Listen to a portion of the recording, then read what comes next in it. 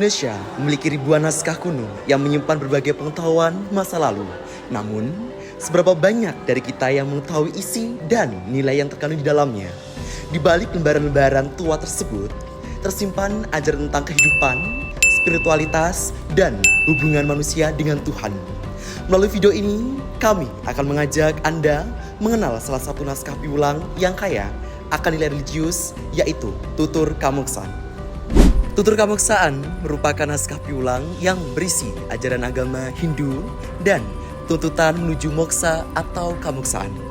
Berdasarkan kajian tekstologi yang kami lakukan, naskah ini berbentuk prosa dan ditulis menggunakan aksara Jawa Baru dengan dominasi bahasa Jawa Kuna yang dipadukan unsur bahasa Bali dan bahasa Jawa Kuna. Naskah ini diperkirakan berusia sekitar 116 tahun dan saat ini tersimpan di Perpustakaan Nasional Republik Indonesia sebagai bagian dari koleksi Brandes. Sebagai naskah piwulang, Tutur Kamuksan berfungsi sebagai media penyampaian ajaran spiritual yang membimbing manusia untuk memahami hakikat, kehidupan, dan mendekatkan diri kepada Tuhan. Melalui pendekatan religius, kami menemukan 3 konsep utama yang terkandung dalam naskah Tutur Kamuksan. Pertama, konsep ketuhanan.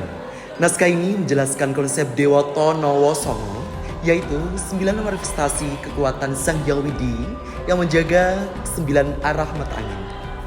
Konsep ini menunjukkan bahwa Tuhan dipahami sebagai satu hakikat yang hadir melalui berbagai manifestasi. Kedua, konsep keselamatan. Dalam Tutur Kamuksan, keselamatan tidak hanya dimaknai sebagai kebahagiaan duniawi. Keselamatan tertinggi adalah moksa, yaitu keadaan ketika jiwa terbebas dari segala keterikatan dunia dan kembali bersatu dengan Sang Hyang Widi Wasa. Ketiga, praktik spiritual. Naskah ini menekankan pentingnya mantra, tapa, semadi, dan pengendalian diri sebagai sarana penyucian batin. Praktik-praktik tersebut menjadi jalan spiritual yang membantu manusia mendekatkan diri kepada Tuhan untuk mencapai sebuah kamuksaan.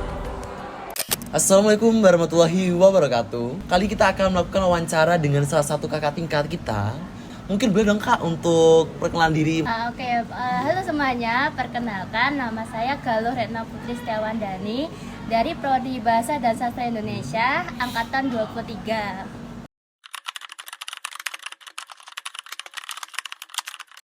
Hal yang perlu diperhatikan itu yang pertama adalah metode penyuntingannya dulu.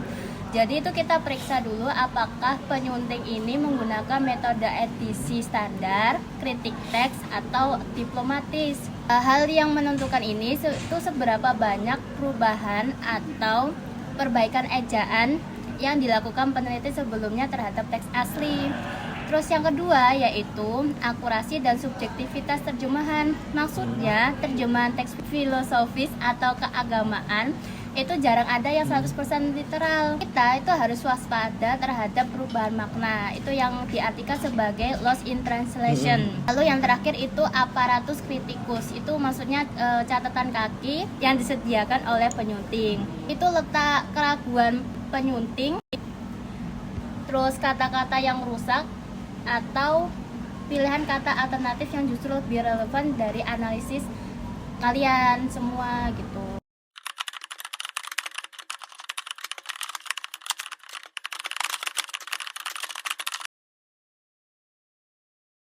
Menurutku itu sangat penting kan, pemahaman konteks keagamaan itu bukan sekadar pelengkap, itu melainkan kunci interpretasi itu agar tidak terjadi kesalahpahaman fatal kan. Karena yang pertama itu menghindari anakronisme dan bias teologis.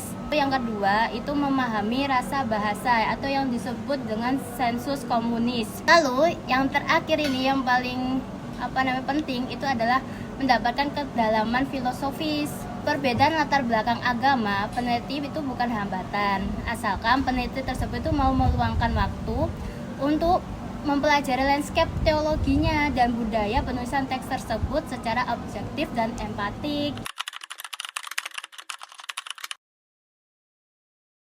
Baik, ini kaitannya dengan analisis teks atau naskah.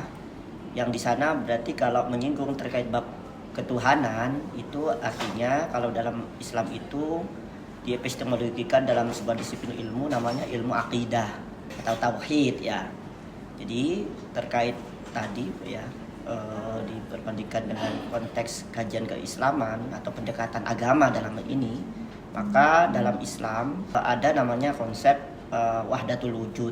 Jadi seorang manusia dalam tahap tertentu sudah mencapai namanya makom yang tertinggi itu bisa menyatu dengan Tuhan dalam konteks nilai-nilai spiritual itu terpancar dalam dirinya, dan apa yang menjadi kembali kepada Tuhan itu kan selaras dengan konsep jiwa yang tenang atau nafsul mutmainnah itu ya. Itu artinya bahwa ada satu titik kesamaan khususnya mengenai konsep bagaimana seorang hamba atau manusia itu kembali kepada Tuhannya.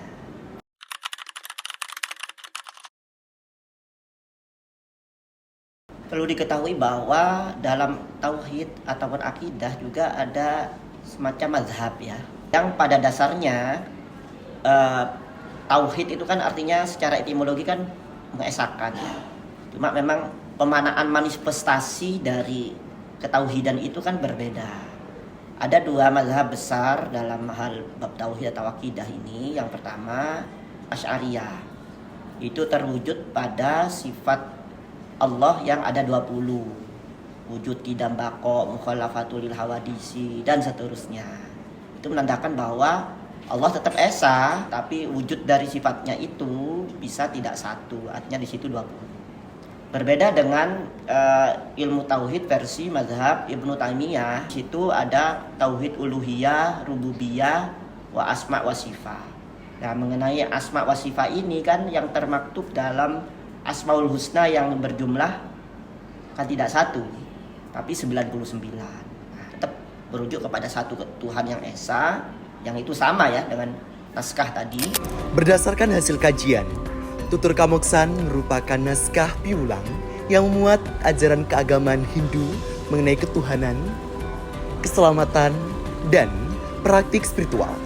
Melalui pendekatan religius, naskah ini menunjukkan bahwa tujuan tertinggi manusia adalah mencapai moksa melalui pengendalian diri, penyucian batin, dan kedekatan dengan Sang Yang Widi Wasa. Kajian ini membuktikan bahwa naskah kuno tidak hanya bernilai sebagai dokumen sejarah, akan tetapi juga sebagai sumber pengetahuan dan nilai kehidupan. Melalui Tutur Kamoksan, kita dapat belajar bahwasanya perjalanan menuju kebijaksanaan dimulai dari kita sendiri, mengenal diri sendiri, mengendalikan keinginan, dan mendekatkan diri kepada Tuhan Yang Maha Esa. Terima kasih telah menyaksikan dengan penuh atensi dari kelompok kami. Sekian dan terima kasih.